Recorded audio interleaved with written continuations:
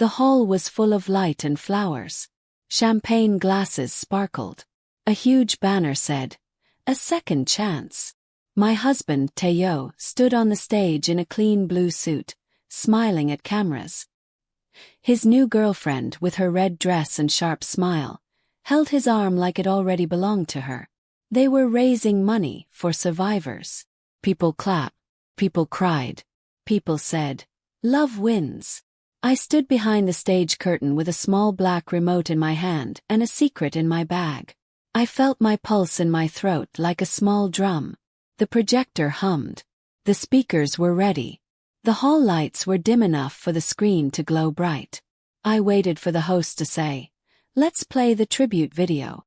I had made that video.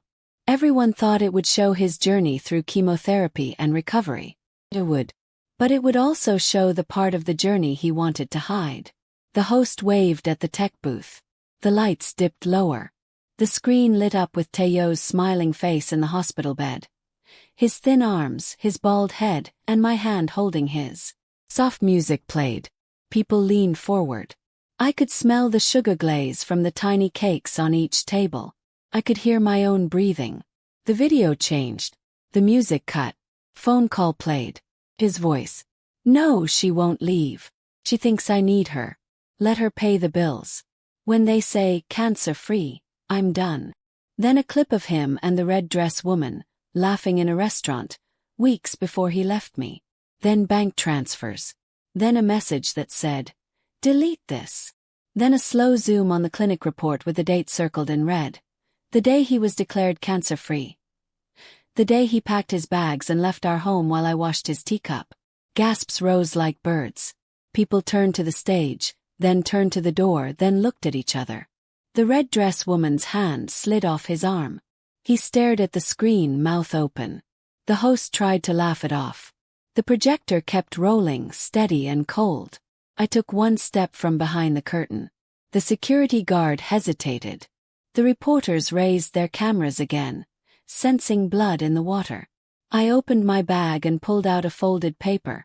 An old letter, his letter. The one he begged me to burn. The one that could ruin everything. I raised the paper to the mic, my fingers shaking, but steady enough to read. "This is what he promised me when he thought he would die," I said, my voice echoing across the hall. "Listen."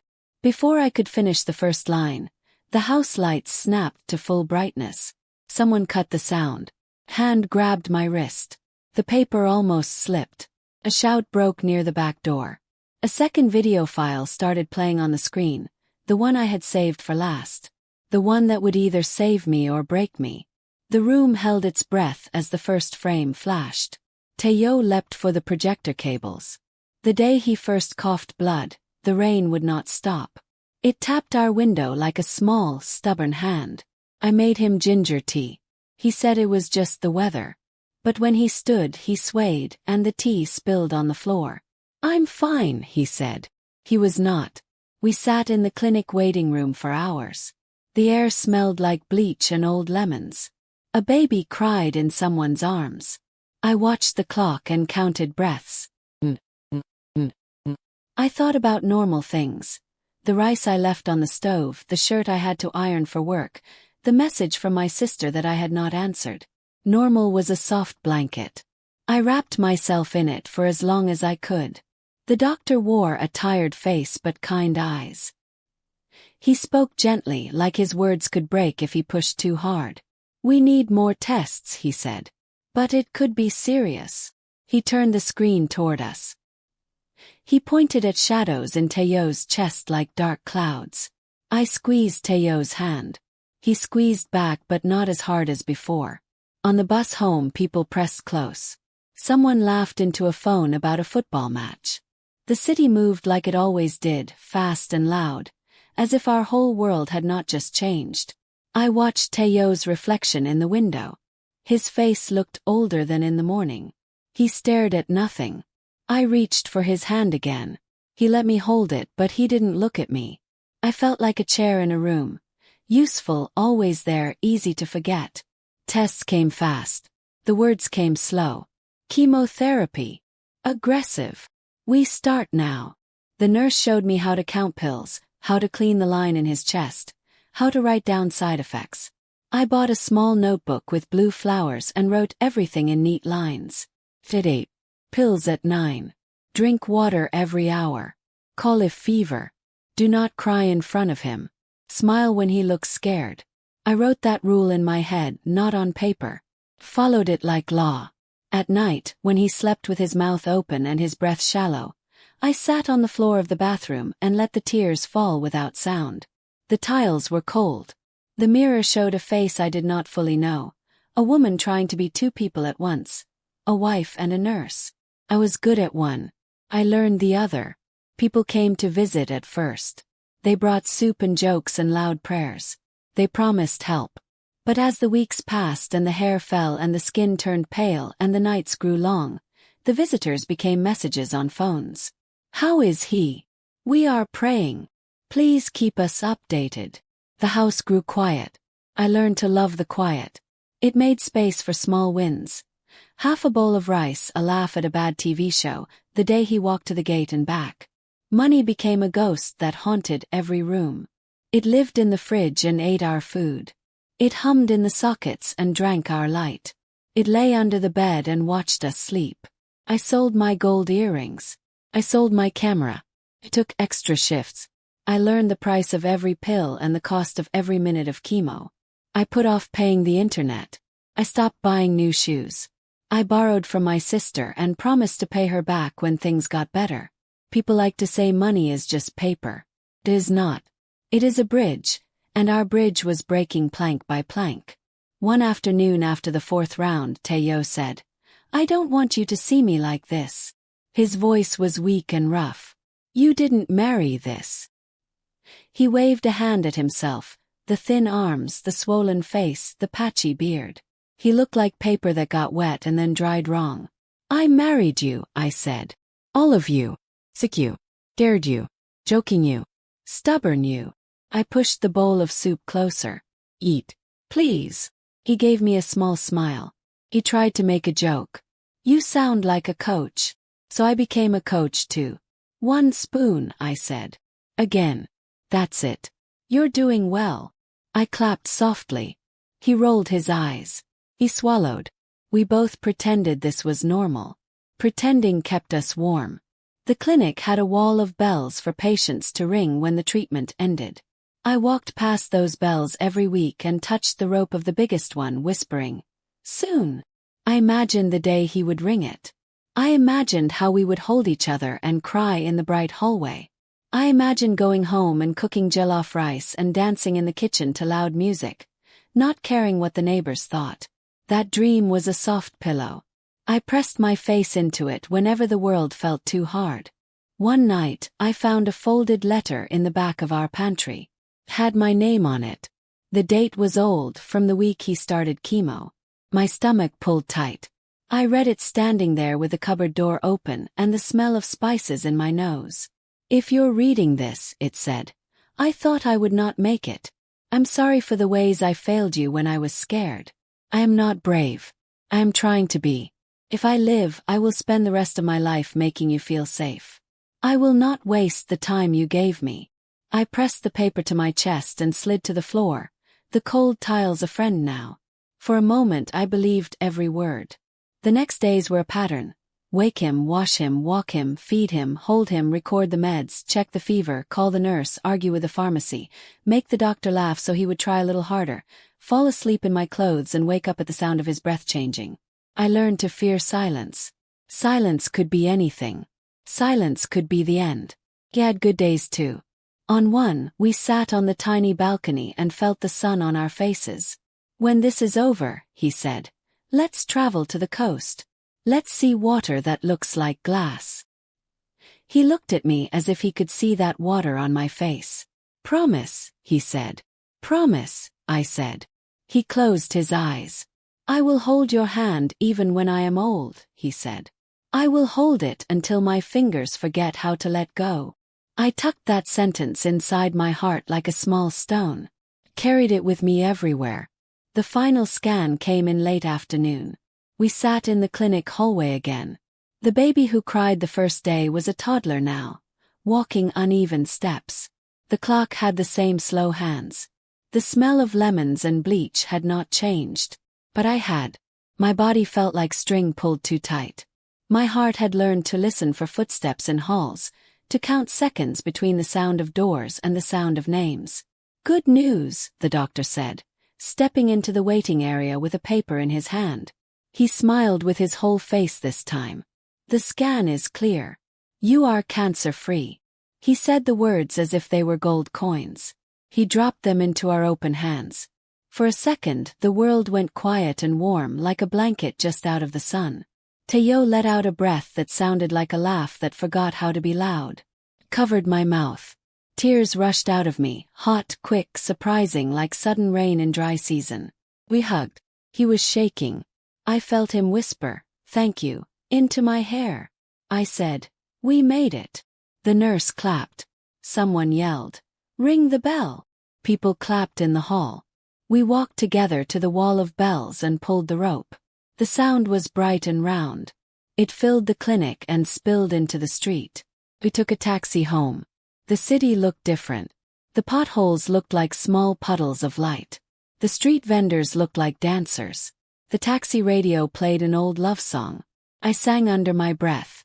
He squeezed my hand. We looked at each other and laughed because we were alive and because fear had finally loosened its teeth. Home, I boiled water for tea. He stood in the doorway and watched me, a smile tugging at his cheek. I looked down to steady my hands so I would not spill. I thought about calling my sister and telling her the news. I thought about making a big pot of rice and inviting the neighbors. I thought about the coast and the way water sounds when it touches rocks. I thought about sleep, real sleep. I carried 2 cups to the living room. The couch was empty. His shoes were gone. His old brown bag was not by the door.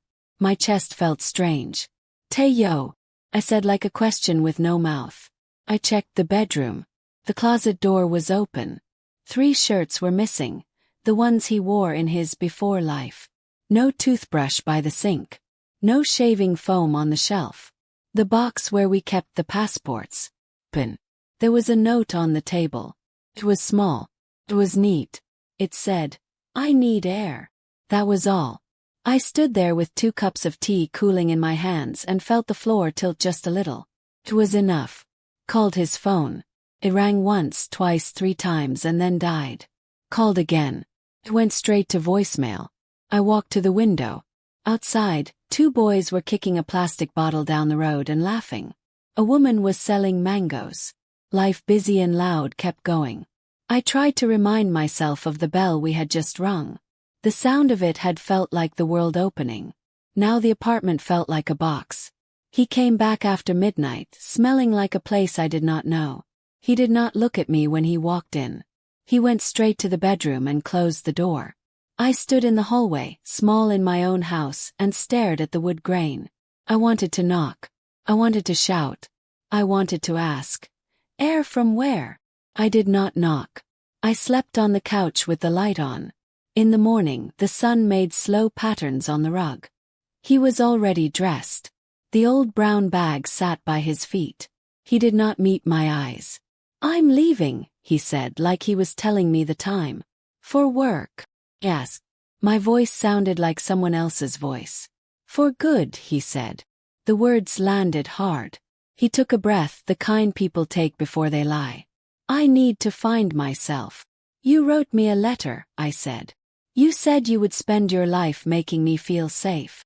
My hands were shaking. I tucked them under my elbows. "You said." "I was sick," he said. "I said sick things." He looked past me toward the window. "I don't want to be trapped by who I was, in there." He pointed at nothing. "Everything. I can't be your project anymore, Ada." "Project." The word slid under my skin like a needle. "So you waited," I said slowly, tasting each word like a bitter pill, "until the doctor said cancer-free, and then you packed your bag." He flinched. "Only a little." "Don't make this ugly," he said. "Please." A soft laugh fell out of me, broken at the edges. "It is already ugly." I picked up the brown bag and placed it by the door. "If you walk out now," I said, "you will not walk back in." He looked at me once. Quick small look. It slid off my face like rain on glass. He opened the door. He stepped into the brightness of the day. The door clicked shut. The room was too quiet. The kettle started to boil in the kitchen and I almost laughed because the world, stubborn and unkind, had the nerve to keep going. For 3 days, I lived in a fog that smelled like old tea and wet cloth. I moved slowly through rooms, touching the back of chairs and the edges of frames, as if things could answer me. I checked my phone too much. I opened the pantry and looked at the letter again. I pressed it to my face until the paper turned warm. I had wanted that letter to be a promise. I saw now it was only ink. On the 4th day, I went to the clinic to pick up his last set of meds, the ones they gave out just in case. The nurse frowned when she saw me alone. "Where is he?" she asked. I tried to make my face like water. Smooth, nothing to catch on. "Resting," I said. The lie tasted like metal. She handed me the small white bag. "Tell him not to vanish," she said, smiling. "After a fight like that, he has to stay visible." I nodded and folded the bag into my tote, the same way I folded myself into a shape that could keep walking. That night, I sat with my blue flower notebook and a pen. I drew a line down the middle of the page. On the left I wrote, "What I gave. Money. Haircuts. Oh, bleep. My good winter coat pawned in June." On the right I wrote, "What he gave back." I stared at the empty column until the words started to arrive. Quiet at first. Ways. Note. Door closing. Bag gone. The list looked like a small, sad poem. My phone buzzed. A message from an unknown number. A picture of Teo at a restaurant. His cheeks full again. His eyes bright in a way that felt like a slap. The red dress woman leaned in. Their hands touched on the table. The caption said, "New life." My stomach went cold. The person who sent it said nothing else. They did not need to. The picture spoke all the loud words. I clicked on his bank app. We still shared the login. My thumb hovered. I should not look, I thought. Then I thought, why shouldn't I? I had held his hand through every cold drip and hot fear. Pressed the button. Transactions scrolled by. Transfers to a new account.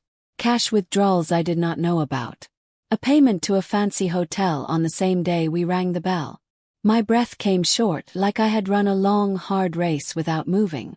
He had left me the day he was declared cancer-free. That was the truth that stood up and would not sit down. But the bigger truth pressed behind it, heavy and dark. He had been leaving for a while. Quietly. Piece by piece. The bell we rang was also a door. The phone buzzed again. The unknown number. "You don't know me. But I know what he promised you. I know what he promised her too. If you want to see, come to the fundraiser next week. Hilton Hall. 7 p.m. Wear something bright. Make sure he sees you." My fingers went cold. My heart sped up. I stared at the message as if it might change. Outside, a car horn honked. Dog barked. The city lived its loud life. Inside, a new kind of quiet grew in me. Not the quiet of fear. A thin, sharp quiet that felt like a new blade. I looked at the pantry door. Opened it. I took out the old letter. I read it again, word by word, and this time I did not cry. I folded it and slid it into my bag. I opened my laptop. Began to plan. I looked up Hilton Hall. I found the name of the event. I found the guest list. I found the press that would be there. I found the man in the tech booth who liked to be paid in cash. I found the video files I kept to remember our hard days. Then I opened his bank app again and took screenshots of everything that looked like a shadow. I chose a dress the color of ripe mango. Bright enough to be seen. Soft enough to hide a small device. I stood in front of the mirror and practiced the smile I would wear. Not happy. Not sad. Smile with a secret. On the night of the event, the hall doors opened and poured light into the dark. I stepped inside. The air was sweet and cold. People turned when I entered, eyes sliding over me like I was a painting they did not understand. Found the tech booth. I set a small envelope on the table. The man with the headphones smiled without looking at me and tucked the envelope into his sleeve. "Your file will play," he said. "When you press this." He handed me a small black remote. It sat in my palm like a little heart. I placed it in my bag, next to the old letter that had changed from a promise to a plan. Across the hall, Teo laughed. He looked alive in a way he had not looked in our home. The red dress woman touched his arm. He did not pull away. Camera flashed. I took a breath and felt the blade quiet in me grow sharper. The host stepped onto the stage. The lights dimmed. The screen glowed. I moved to the side of the curtain and placed my hand on the small black remote. The host smiled at the crowd. "Let's play the tribute video," he said. The hall darkened one shade more. Press the button. The screen flickered to life. Soft piano music filling the hall. At first, it was exactly what everyone expected. Teo in a hospital bed, pale and thin. His hand in mine as the chemo dripped into his arm. Clips of me pushing his wheelchair, holding umbrellas over us in the rain, cooking by his bedside. People in the audience leaned forward, eyes shining, their expressions soft with pity. Then, just as the music swelled, the video cut to black. A phone recording crackled through the speakers. His voice. "No, she won't leave. She thinks I need her. Let her pay the bills. When they say cancer-free, I'm done." The hall gasped. Heads turned toward him. The red dress woman's smile froze on her face. Someone coughed, sharp and loud, like they were trying to clear the air of what they had just heard. Before the audience could react further, the screen changed again. Hidden camera footage I had taken. Teo sitting at a restaurant with her. Their hands touching. His face lit with laughter. The footage shifted. Screenshots of his bank statements, the hotel payment the day we rang the bell, the transfers to the new account in her name. The piano music was gone now, replaced by silence. Not the soft silence of respect, but the heavy, breath-holding silence of scandal. The camera caught him in real time, still standing on the stage, the color draining from his face. A low murmur started from the back of the hall, rolling forward like a wave. People were whispering, pointing. The red dress woman stepped back from him, her body language screaming, "I had nothing to do with this." Then I stepped from behind the curtain. My mango-colored dress glowed under the stage lights. In my hand I held the old letter, the one he wrote at the start of chemo, the one he thought I'd never read again. I walked to the microphone, slow and steady. The security guard glanced at the host, uncertain. The host's eyes darted between me and the screen, but he didn't move to stop me. I unfolded the letter. My voice shook only on the first word. "This," I said, "is what he wrote to me when he thought he was dying." I began to read. "If you're reading this, I thought I wouldn't make it. I'm sorry for the ways I failed you when I was scared. I am not brave. I am trying to be. If I live, I will spend the rest of my life making you feel safe. I will not waste the time you gave me." The crowd shifted. Some people's eyes were wet. Others stared at him with open disgust. I lowered the paper. "The day he was declared cancer-free," I said. "He walked out of our home and into hers. This is your survivor." I turned toward him. His lips moved, but I couldn't hear the words over the sound of the crowd. Before I could step away from the mic, the screen flickered again, this time not my doing. A new video began to play. The image was grainy, like it came from an old security camera. A man in a blue suit, Teo, arguing with another man in a parking lot. His voice was raised, his gestures sharp. Then the other man handed him a thick white envelope. Teo counted the money, then stuffed it into his pocket. The date in the corner of the video. 2 months before his diagnosis. The crowd gasped louder this time. My stomach dropped. I didn't upload this. Somebody else had brought their own weapon tonight. Teo's face twisted into something I had never seen before. Fear. The host tried to speak, but the hall had already erupted into noise. Cameras flashed.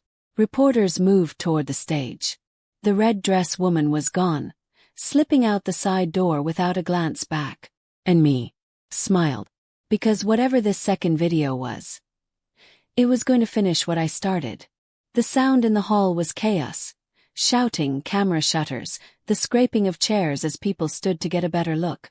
I stepped back from the mic, heart pounding, my eyes fixed on the grainy parking lot footage playing on the giant screen. Tayo was frozen mid-step on the stage, looking less like the brave survivor they had come to celebrate and more like a man whose clothes were suddenly too heavy for his body.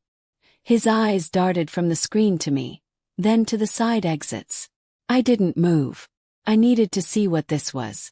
The video showed him taking the envelope, counting it in the shadows, and sliding it into his suit jacket. The camera caught just enough of his face for there to be no doubt. It was him.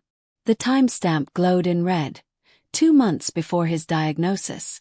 The crowd's whispers had sharpened into something more dangerous. Bribery, fraud, blackmail. The words floated in the air like sparks from a fire. The screen went black. Then a line of white text appeared. Ask him where this money came from. The lights in the hall snapped on.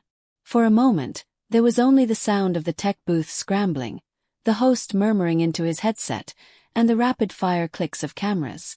I stepped toward Tayo. Not fast, not slow. Just enough to make him see that I wasn't going anywhere. Who sent that? He hissed under his breath as I passed him. I thought it was you, I said, not bothering to hide my smirk. His jaw tightened. It wasn't. That was all I needed to hear. Because if it wasn't me and it wasn't him, then someone else was in this room playing a game neither of us understood yet. Security moved in, trying to guide him off stage, but the reporters swarmed. Mr. Adebayo, who gave you that money? Does this have to do with your charity fund? Were you sick at all, or was this? Enough, he roared, his voice cracking like dry wood. The sound of it bounced around the room, but it didn't scare anyone. If anything, it made the sharks hungrier. He pushed through the crowd, his hand clamped around his bag. I let him go. I wasn't ready to follow him yet, not until I knew who had dropped that extra bomb in my lap. I stayed at the back of the hall as the room slowly emptied. My phone buzzed. Unknown number. Now you see what kind of man he is. You're not the only one he burned. We should talk. Alone. I stared at the message, my thumb hovering over the keyboard. Whoever this was, they'd known exactly when to drop that footage, and exactly how to make it hurt. But I didn't trust them, not yet. Still, they had my attention. I slipped out the side exit and into the cool night air. The parking lot was half empty now, the rain from earlier leaving dark stains on the asphalt.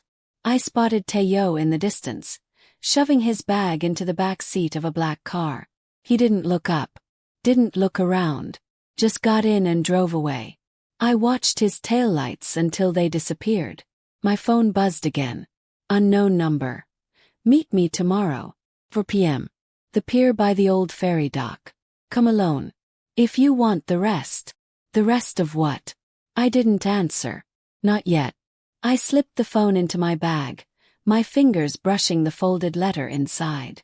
I thought of all the nights I'd sat by his hospital bed, holding his hand while the chemo worked its way into his blood, telling him he wasn't alone. And now he wasn't. Not in the way I once meant. I walked home that night with the city lights glittering in puddles and the smell of rain still hanging in the air. Every step felt heavier than the last. By the time I got to my street, I knew one thing for certain. This wasn't just my fight anymore. Someone else wanted him destroyed. And maybe, just maybe, they wanted me to help them do it. The next day at 4 p.m. I stood on the pier, the wind tugging at my dress. The water was the color of steel, restless under the gray sky. Footsteps approached from behind, turned, and froze. Because the person walking toward me was the last face I ever expected to see. The wind coming off the water was sharp enough to cut through my dress.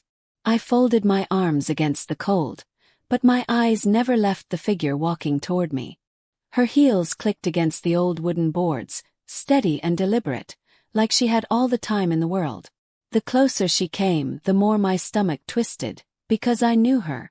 The red dress woman. The same one who had been glued to Teyo's arm at the fundraiser just last night. Only now she was in jeans, a leather jacket, and no makeup. Without the glitter and camera lights, she looked tired. But her eyes were razor sharp. "What do you want?" I asked before she even stopped walking. She didn't answer right away. She took a cigarette from her pocket, lit it, and let the smoke curl into the wind. "You're welcome for last night," she finally said. And blinked. "That was you. That was me." She took another drag, her gaze fixed on the restless water. "Don't look so shocked. You think you're the only woman he lied to." My fingers curled into fists inside my jacket pockets. "So you were what? Another victim?" She laughed. It wasn't a nice laugh. "Victim? Oh honey. I was his plan." The words hit like cold rain.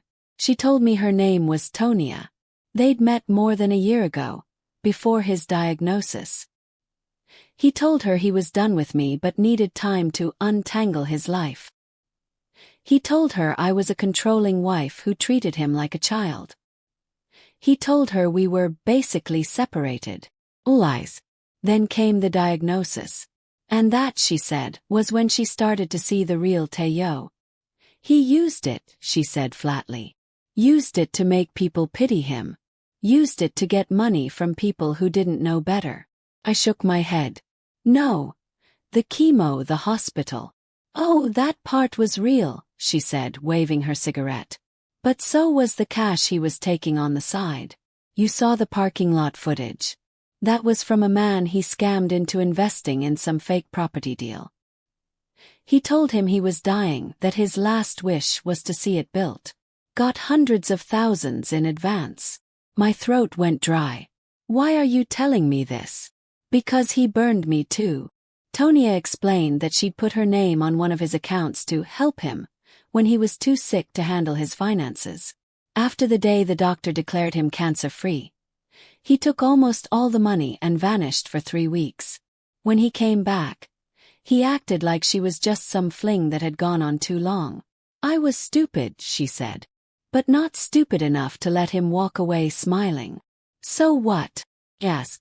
"You want to team up?" She smirked, tossing her cigarette into the water.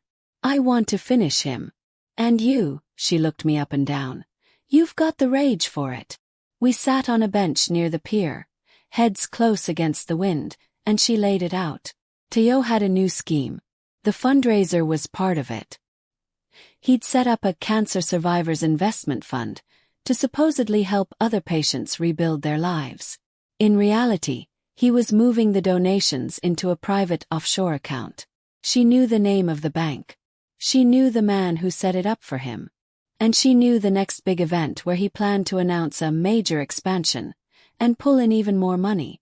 All I had to do was help her get the right evidence and make sure it was seen by the right people at the right time. "You in?" she asked. I stared out at the water. My reflection was faint in the moving surface, but my eyes looked different, harder. "Yes," I said finally. "I'm in." But just as we stood to leave, my phone buzzed in my bag. I pulled it out and froze. It was a message from Teyo. "Teyo, we need to talk. I know about the pier. Don't trust her." The words on my phone screen felt like a trap.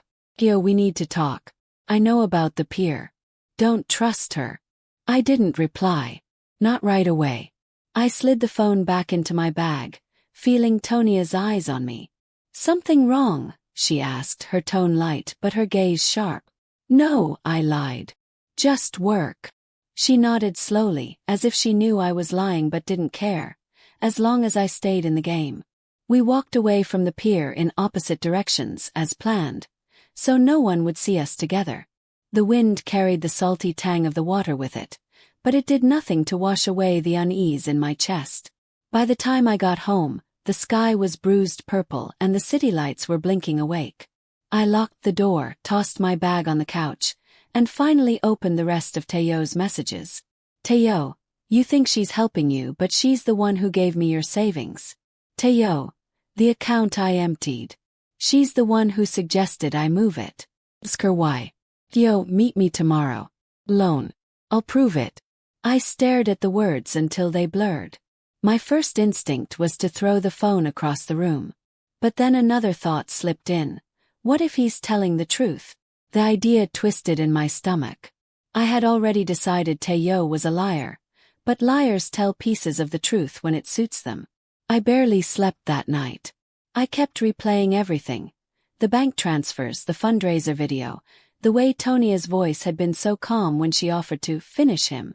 By morning I'd made up my mind. I wasn't going to choose sides yet. I was going to watch them both.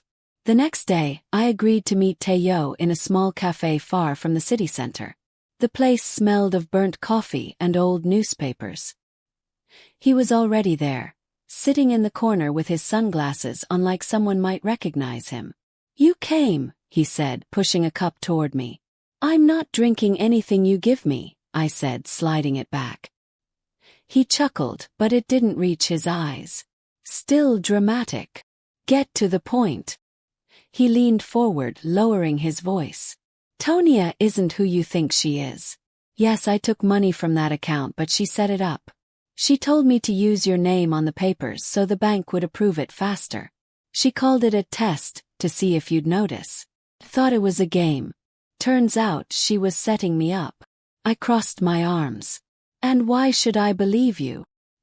He pulled out his phone and slid it across the table. On the screen was a series of text messages between him and Tonia. Dates, times, her number clearly visible. One message from her read, "She'll forgive you. She always does. Just take what you need and leave." Another, "We can split it later. Trust me." My pulse quickened. If these were real, then Tonia had been playing me just as much as she'd played him. Or, if they were fake, then Tayo was planting seeds to make me doubt her. Just enough to slow me down. The way the game had shifted. "I don't want to fight you, Ada," he said, leaning back. "I just want to be left alone. But if you keep working with her, you'll regret it." He stood, leaving enough cash on the table to cover whatever he'd ordered. "Decide who your enemy is," he said before walking out. I sat there, staring at the phone screen, the texts burning into my mind. Then my own phone buzzed. "Tonia. Change of plans. I need you tonight. There's something I have to show you." My fingers hovered over the keyboard. 2 people. 2 stories. Both rotten. And I was caught in the middle. That night, I met Tonia in an underground parking garage. The place echoed with every footstep, the air thick with the smell of oil and rubber. She was leaning against her car, holding a manila envelope. "What's in it?" I asked. "Proof," she said. "Enough to destroy him completely." Before she could hand it over, the sound of an engine roared through the garage. Headlights swung across the concrete, blinding us. A black SUV screeched to a stop beside us. The back door swung open, and Tayo stepped out. The fluorescent lights overhead buzzed, casting the underground parking garage in a sickly yellow glow.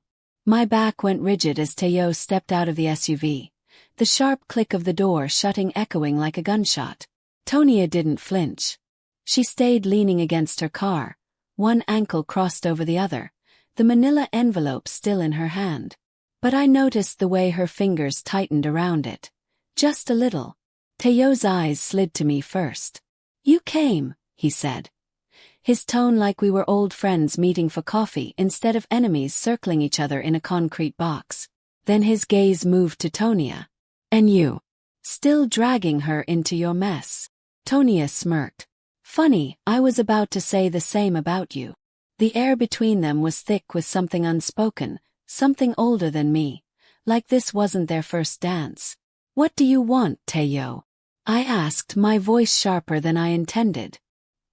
He stepped closer, hands in his pockets, his expensive cologne cutting through the smell of oil and exhaust. "I want the truth. Out in the open. Right here. Right now." Tonia laughed, low and dangerous. "You couldn't handle the truth if it was spoon-fed to you." She lifted the envelope slightly, letting it dangle between her fingers. "But maybe she can." She nodded toward me. I looked between them, my heart hammering. "What's in it?" "Bank records. Photos. Messages." Tonya said without hesitation. Enough to put him in prison and make sure no one ever calls him a hero again. Teo tilted his head. Or enough to bury you too, if I show them what you were doing with my accounts while I was in chemo. That stopped me cold. My eyes snapped to Tonya.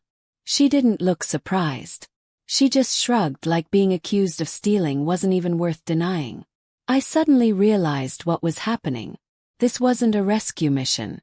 It wasn't even revenge anymore. It was war. And I was standing in the middle of the battlefield. Teo took a step toward Tonya.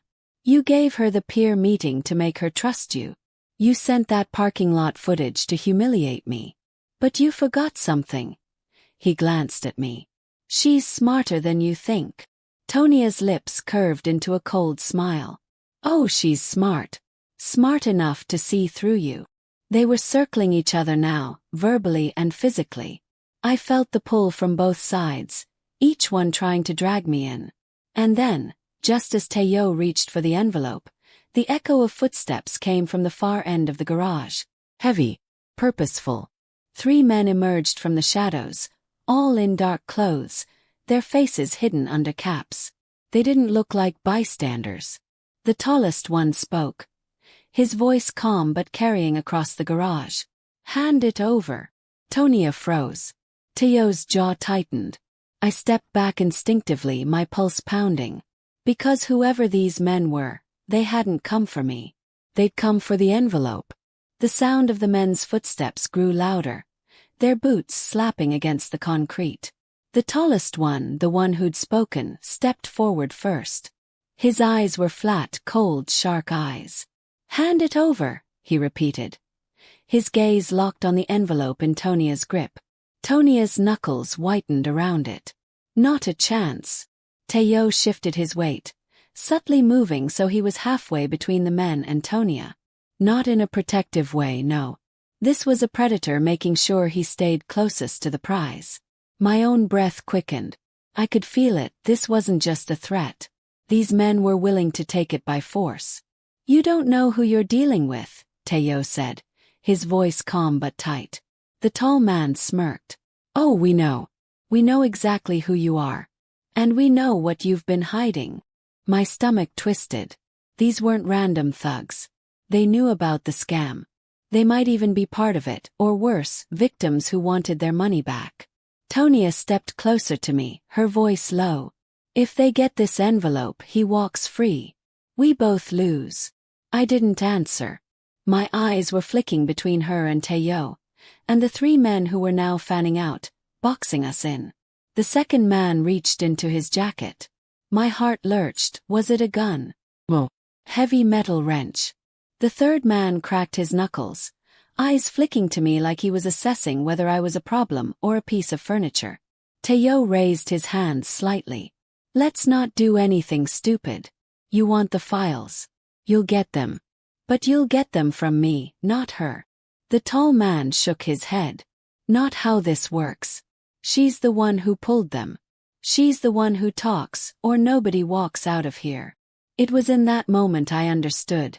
These men didn't just want the envelope. They wanted control. Whoever held the evidence controlled the story. And right now, the evidence was in Tonya's hands. I made my decision in a split second. I grabbed Tonya's wrist, yanked the envelope from her hand, and bolted toward the far side of the garage. Shouts erupted behind me. Boots thundered on the concrete. My pulse roared in my ears as I wove between parked cars, my dress catching on side mirrors. I didn't know if Teo was chasing me or Tonya or the men, probably all of them. But I did know one thing. If I let anyone else touch this envelope before I understood exactly what was inside, I'd be handing over my only weapon. I skidded around a pillar and ducked behind an old sedan, crouching low. My breathing was ragged, the envelope pressed tight to my chest. I could hear them splitting up, 2 sets of footsteps moving toward the ramps, one sweeping down my row. A shadow fell across the hood of the car I was hiding behind. Found you, a voice said. It wasn't one of the 3 men. It was Teo. He stepped into view slowly, his hands empty, his expression maddeningly calm. Give it to me, Ada, he said softly, as if we were back in our living room, not hiding from dangerous men in an underground garage. You don't know what you're holding. Then tell me, I shot back. He smiled faintly. It's proof that neither of us walks away clean. Somewhere behind him a shout rang out, one of the men yelling, "She's here!" Teyo's eyes darted toward the noise, and in that split second of distraction, I made my move, slipping past him and sprinting for the stairwell at the far end of the row. I didn't look back until I was through the door, heart pounding like a war drum. But just before it slammed shut, I caught a glimpse of Teyo grabbing the wrench from one of the men and swinging hard. I didn't know who he hit. I didn't know if Tonia made it out. All I knew was that I was alone, holding the one thing everyone wanted, and that made me the most dangerous person in the game. I didn't stop running until I was 2 streets away from the parking garage, my lungs burning and my palms slick with sweat. The manila envelope was still clutched against my chest like a lifeline. I ducked into a 24-hour laundromat. The smell of detergent and warm fabric softener wrapped around me, masking the scent of oil and exhaust that still clung to my dress. No one paid me any attention. The hum of machines and the hiss of steam created a cocoon of anonymity. I slid into the farthest corner booth, tore the envelope open, and started pulling out the contents. The first thing was a stack of glossy photos. My heart gave a hard thud. There was Teyo, laughing over dinner with businessmen I didn't recognize. In some photos they were handing him thick envelopes. In others, shaking hands next to what looked like fake charity banners. The dates on the bottom corner of the photos spanned over a year, some even from before his diagnosis. The next item was a flash drive.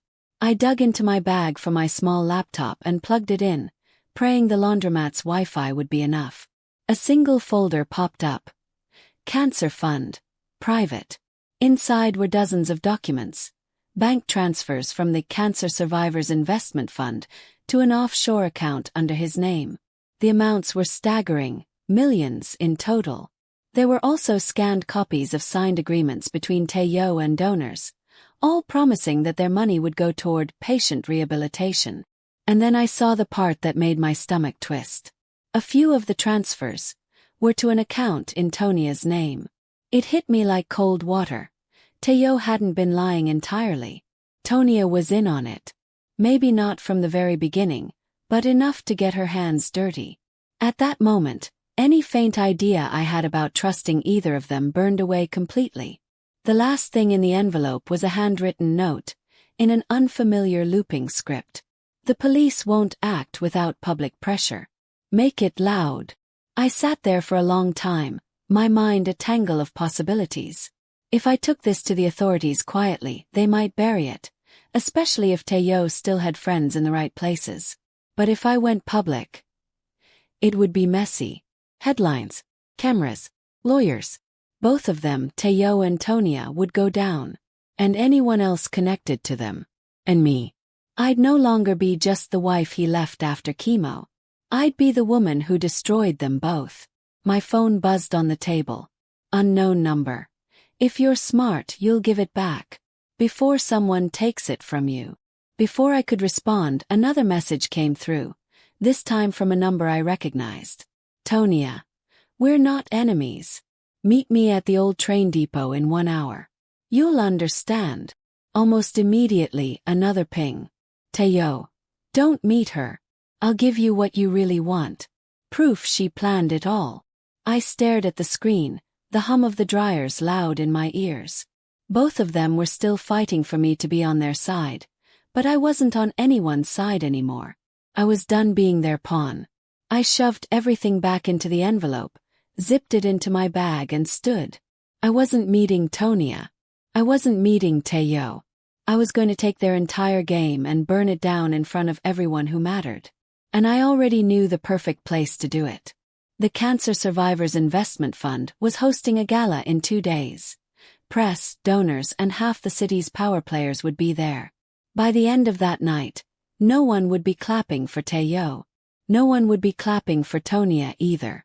The night of the gala, the Hilton Hall glittered like a jewel under the city lights.